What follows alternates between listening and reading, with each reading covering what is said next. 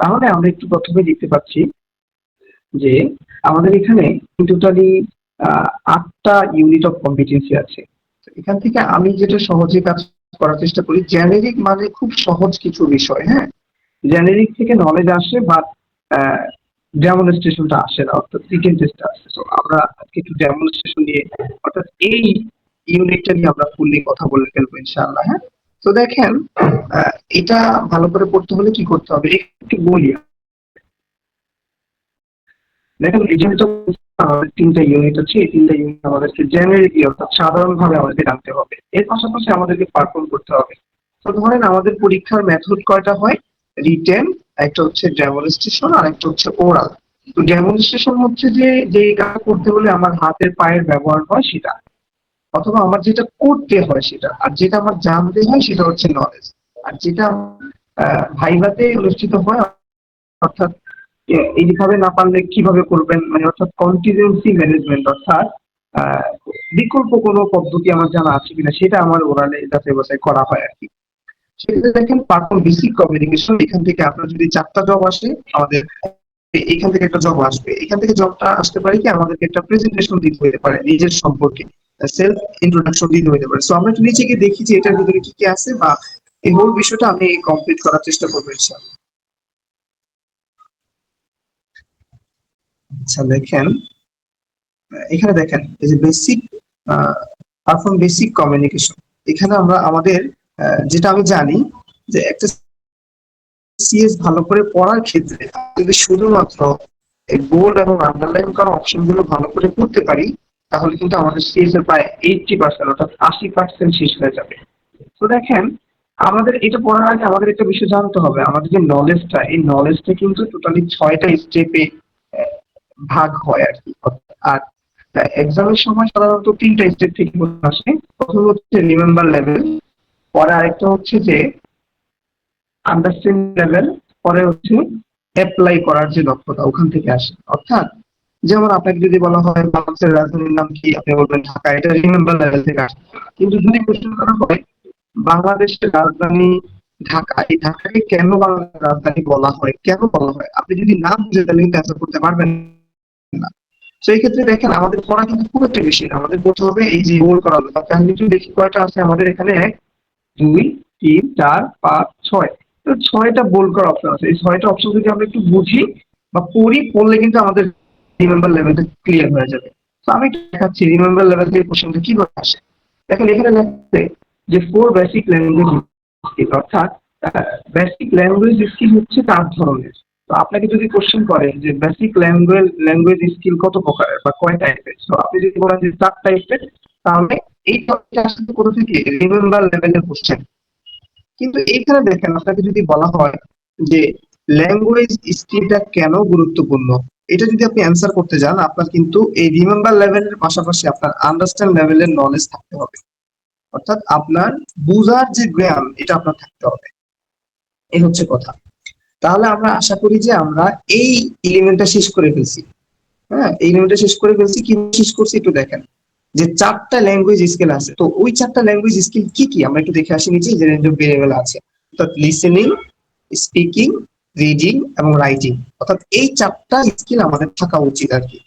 তো আপনাকে এখান থেকে আন্ডারস্ট্যান্ডিং লেভেলের কোশ্চেন যদি করে, যে আপনাকে বলতে পারে যে রিটেনটা কেন গুরুত্বপূর্ণ, রিডিংটা কেন গুরুত্বপূর্ণ, স্পিকিং কেন গুরুত্বপূর্ণ, এটা কেন, এবং আপনি যদি অসুবিধা তাহলে আপনি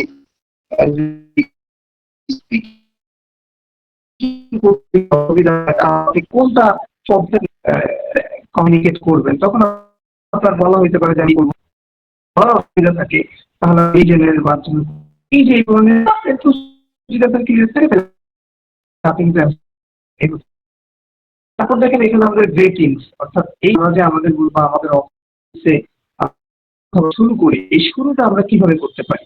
তো দেখেন এই রেঞ্জ অফ ভেরিয়েবলে চলে যাই, দেখেন এখানে দেখেন রেটিংসটা আমরা সাধারণত 2 ভাবে করতে পারি, ওইটা একটা হচ্ছে ইনফর্মাল ওয়েতে, অর্থাৎ ফর্মাল মানে হচ্ছে যে অফিস আদালতে আমরা যেভাবে করি, অফিসে বিভিন্ন ইনস্টিটিউটে বা অফিসের বস সাথে আমরা যেভাবে আচরণ করি সেটা হচ্ছে ফর্মাল গ্রিটিংস। আর আমাদের বাবা মা, বন্ধু বান্ধব, ভাই বোন যারা আছে তাদের সাথে আমরা যেভাবে কথাবার্তা বলি সেটা হচ্ছে আমাদের ইনফর্মাল গ্রিটিংস হয় আর কি, হ্যাঁ, ইনফর্মাল গ্রিটিংস হয়। তো এর মধ্যে আমাদেরকে একটা সেলফ ইন্ট্রোডাকশন দিতে হবে, আমাদের নিজেদের যেটা প্রেজেন্টেশন হবে সেই প্রেজেন্টেশন হবে এরকম: নেম, অ্যাড্রেস, ফ্যামিলি ডিটেইলস এবং এডুকেশনাল প্রফেশনাল ব্যাকগ্রাউন্ডটা আপনার এখানে থাকতে হবে। তো এটার উপর আমি একটা প্রেজেন্টেশন রেডি করেছি, আপনাদেরকে একটু দেখাই। দেখেন, একদম সবার শেষে আমি একটা প্রেজেন্টেশন রেডি করেছি, যেমন আমার ইয়ের উপর একটু দুইটা রেডি করেছি, একটা হচ্ছে শর্টলি, একটা হচ্ছে ব্রডলি। দেখেন, এই ব্রড যেটা আছে, দেখেন আমার সুন্দর করে আমার নামটা এখানে ইনক্লুড করছি। This is Al Amin, I am from Chandpur, currently I live in Bahaddarhat, Chattogram. এই যে আমি কোথায় বাস করতেছি সেটা অ্যাড করবেন, আপনার ফ্যামিলি মেম্বারদের এইরকম আমার যে টেমপ্লেটটা আছে এই টেমপ্লেটটা অনুযায়ী নিজে একটা সুন্দর একটা টেমপ্লেট ডিজাইন করবেন। দেখেন, আমি আমার বাবার নাম, মায়ের নাম এখানে ইনক্লুড করার চেষ্টা করছি, আমি কোথা থেকে পড়ালেখা করছি, কি কি পয়েন্ট পাইছি এবং কোন বিষয়ের উপর বর্তমানে পড়ালেখা করতেছি, কোনটার উপর কি করতেছি এবং আমি প্রফেশনালি কি করতেছি এই বিষয়ে এখানে কত বছর ধরে করতেছি সেটা ইনক্লুড করার চেষ্টা করেছি, এবং আমি কোন কোন প্রতিষ্ঠানে কাজ করেছি প্রতিষ্ঠানগুলো ইনক্লুড করার চেষ্টা করেছি, এবং আমি যে এলএলবি সার্টিফাইড ট্রেনার এবং অ্যাসেসর সেই কথাটাও অ্যাড করছি, এবং আমি যে ক্লাস করাই সিবিটি লেভেল 4 এর ক্লাস করাই সেই কথাটা আমি অ্যাড করলাম। এর পাশাপাশি আমার যে এডিশনাল যে নলেজগুলো আছে এই নলেজগুলো আমি এখানে ইনক্লুড করে দিয়েছি। সো আমাদের এই জায়গাটা খুব কঠিন কথা হচ্ছে যে আমরা ক্যামেরার সামনে কথা বলতে পারি না, আমরা মানুষের সামনে প্রেজেন্টেশন দিতে পারি না। আমাদের যে দুর্বলতা রয়েছে সেটা হচ্ছে যে আমাদেরকে এরকম একটা প্রেজেন্টেশন আগে লিখে ফেলতে হবে, লেখার পর আমাদেরকে এটা একা একা একা একা বারবার প্র্যাকটিস করতে হবে, বারবার প্রেজেন্টেশন দেওয়ার চেষ্টা করতে হবে। এইভাবে আমরা চেষ্টা করবো ইনশাআল্লাহ। আপনারা যদি পারেন আমাদের যে হোয়াটসঅ্যাপ গ্রুপ রয়েছে ওই 30 সেকেন্ড বা 1 মিনিটের বা 2 মিনিটের একটা ছোট ছোট যে সেলফ ইন্ট্রোডাকশন ভিডিও আপনারা মেক করে আমাদের এখানে দিতে পারেন। সো আরেকজন ইন্সপিরেশন পাবে, হ্যাঁ।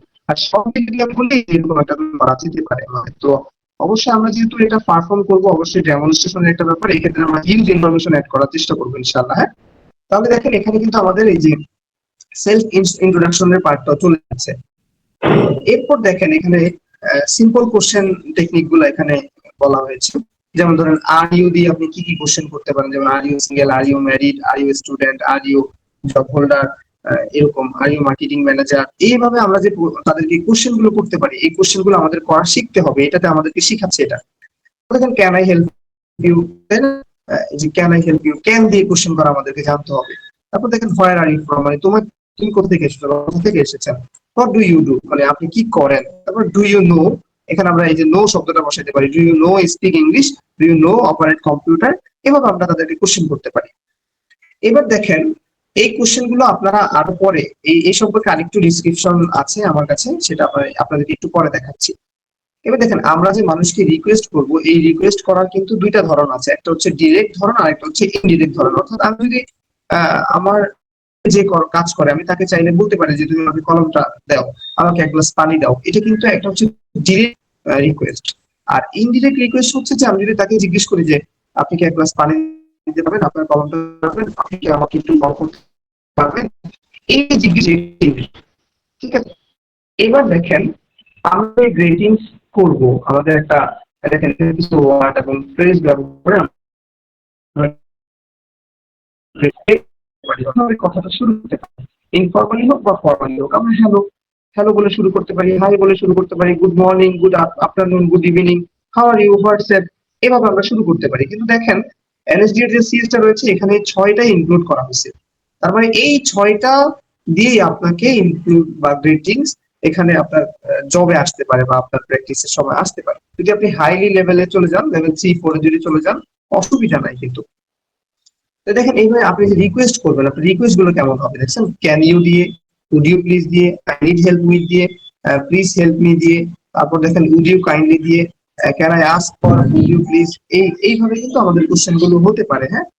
তো এইটার উপর আমি অনেক বড় একটা শীট রেডি করেছি, দেখেন আপনারা একটু প্র্যাকটিস করবেন। ক্যান ইউ দিয়ে, কুড ইউ প্লিজ দিয়ে, আই নিড উইথ দিয়ে, এখান থেকে দেখেন আমি টোটালি অনেকগুলো পয়েন্ট আপনাদের জন্য ক্লিয়ার করার চেষ্টা করেছি। একটু দেখেন, এই দেখেন ক্যান ইউ দিয়ে আমি আপনাদের জন্য 20টা কোশ্চেন রেডি করেছি, যেমন can you help me, can you open the door, এভাবে রেডি করেছি। এরপর দেখেন could you please help me, হ্যাঁ রেডি করেছি। I need help with my home, আমি এখানে অ্যাড করার চেষ্টা করেছি। প্লিজ হেল্প মি উইথ, এখান থেকে প্লিজ হেল্প মি উইথ এর সাথে আমরা কি কি শব্দ ব্যবহার করতে পারি, এরকম কিছু প্র্যাকটিস আমি আপনাদের জন্য এই পিডিএফ শীটটাতে আমি রেডি করেছি। তো এই হচ্ছে বিষয়, আপনারা একটু এটা পড়লে আশা করা ক্লিয়ার হয়ে যাবে। এবার আমরা কিভাবে রেসপন্স করতে পারি দেখছেন, এই রেসপন্স গুলো আমরা sure, of course, no problem, okay, alright, that's fine, এইভাবে আমরা সুন্দর করে একটা জিনিস রেডি করতে পারি। এর পাশাপাশি এই শীটটাতে আমি আপনাদের জন্য যে ফর্মাল বা ইনফর্মাল হোক, ফর্মেটিভ আমি আপনাদের জন্য রেডি করছি যে গ্রিটিংস এর ক্ষেত্রে আপনার এই সিএস থেকে কি কি কোশ্চেন আসতে পারে। হ্যাঁ, কি কি কোশ্চেন আসতে পারে এই ধরনের একটা মানে আমি টোটালি 100টা কোশ্চেন আপনাদের জন্য রেডি করেছি উইথ অ্যান্সার সহ। এই হচ্ছে ব্যাপার। আর সেই মুহূর্তে এটা রেডি করেছি। তো দেখো আমরা কিন্তু আজকে প্রায় অল্প একটু সময়ের ভিতরেই আমাদের একটা ইউনিট পুরোপুরি কমপ্লিট করে ফেলেছি। কিন্তু জানেন কি, আপনাকে এখান থেকে একটা ডেমনস্ট্রেশন করে দেখাতে হবে। সেক্ষেত্রে এটা একটু কঠিন হয়ে যাবে আপনি যদি পূর্বে থেকে বারবার প্রস্তুতি না নেন।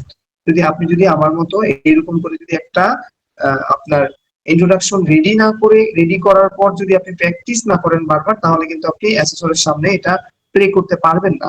তো এটা কিন্তু বড় একটা সমস্যা হয়ে যাবে। এই জন্য বিষয়টা খুব সহজ, কিন্তু আমাদেরকে একটু প্রিপারেশন নিয়ে বেস্ট ট্রাই আমাদেরকে করতে হবে ইনশাআল্লাহ। তো আজকের মতো এতটুকুই। নেক্সট কোন সেশনে ইনশাআল্লাহ আমরা পরের যে ইউনিট গুলো আছে, আমাদের সর্বোচ্চ যদি আমি 5টা ভিডিও করি আমাদের এই সিরিজটা কমপ্লিট হয়ে যাবে। প্রথম থেকে আমি একটু বলি, দেখেন যেহেতু আমাদের এটা শেষ আছে, কিন্তু প্রায় পারফর্ম বেসিক কমিউনিকেশনের ক্ষেত্রে আমরা জানা লাগবে, ওটা পিডিএফটা পড়লে এটা শেষ হয়ে যাবে। তারপর যে পিপল, ডিসক্রাইব পিপল, প্লেস এবং টাইম, এগুলো আমরা কিভাবে ডিসক্রাইব করতে পারি আমাদের আলোচনার ভিতরে, সেটা আমাদেরকে এখানে অ্যাড করতে হবে। তারপর দেখেন কমিউনিকেট কাজ করবো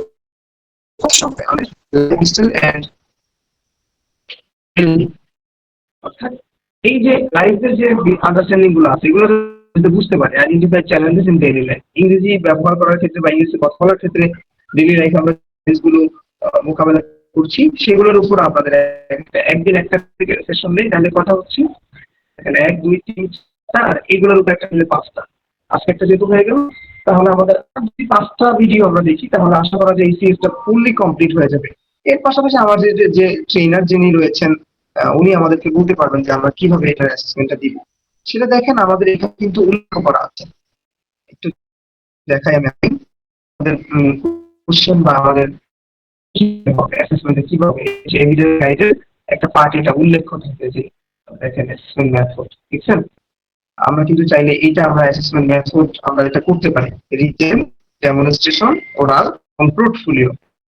আমরা চাইলে আগে থেকে কোনো একটা ভিডিও রেডি করে রাখতে পারি, মানে এভিডেন্স যেটা কথা বলতেছে, ঠিক আছে। কিন্তু অ্যাসেসমেন্টের দিন যদি আপনার এই পোর্টফোলিওর অপশনটা যদি না থাকে তাহলে তো অসুবিধা। কিন্তু আমরা যদি একটা পোর্টফোলিও রাখতে পারি, তাহলে আশা করা যায় যে আমরা যদি ওই দিন নাও করতে পারি, আমরা কোনো একটা সময় তাকে অর্থাৎ আমরা যদি একটা ভিডিও করে রাখি, ওই দিন যদি কোনো একটা অসুবিধা হয় তখন আমরা তার কাছে রিকোয়েস্ট করতে পারবো, আমাদের এই ইউনিটে তো লেখা আছে যে রিটেন টেস্ট হবে, ডেমনস্ট্রেশন হবে, ওরাল হবে, এর পাশাপাশি পোর্টফোলিও কাজে আসবে। পোর্টফোলিও মানে তো স্যার আমি আগে করেছি এরকম একটা প্রেজেন্টেশন এখানে ইনক্লুড করতে হবে। সো আপনি যদি একটা ক্যামেরার সামনে দাঁড়ায় যদি আপনার নিজের এই প্রেজেন্টেশনটা দিয়ে রাখতে পারেন, এখানে সব কিছু যদি ইনক্লুড করে যদি আপনি প্রেজেন্টেশনটা দিয়ে রেডি রাখতে পারেন, তাহলে আশা করা যায় যে অ্যাসেসমেন্টে আপনার কোনো ধরনের অসুবিধা হয়। তো আজকে এতটুকুই থাকুক, আপনারা সকলে ভালো থাকুন, যে ভালো শেষ নেই। আপনারা প্রত্যেকে সুস্থ থাকুন, যে সুস্থ সীমা নেই। এই অনন্ত শক্তি চিরন্তন ব্যক্তি লিখে আজকের মতো এখানে শেষ করছি। আসসালামু আলাইকুম।